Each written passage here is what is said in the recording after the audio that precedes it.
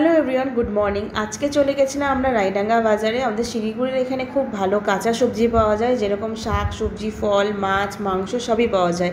তো আস্তে আস্তে দেখলাম আমাদের রাজ্যে দেখো কত বেকার। ক্যাম্পের সামনে এসএসসি জিডির জন্য সবাই লাইন দিয়েছে। এটা হচ্ছে এসএসবি ক্যাম্প।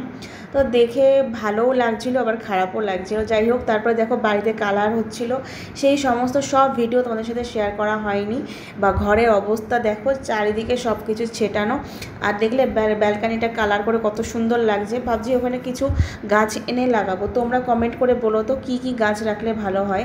আর রান্নাঘর থেকে দেখো সব জিনিস বার করতে হয়েছে, কারণ রান্নাঘরে টরে সব পেন্ট হচ্ছে। আর তারপরে এগুলো গোছাতে যে কতটা কষ্ট হয়েছে, যারা গোছায় তারাই জানে। বোন ওখানে শুয়ে পড়েছে। আর এখানে দেখো কাঁকরোল ভাজা, বেগুন ভাজা, ডাল, আর হচ্ছে কলা ভাজা হয়েছিল। আর রাত্রে হয়েছিল মাটন। তো ভালো লাগলে ভিডিওগুলো অবশ্যই কমেন্ট করো আর পাশে থেকো। টাটা।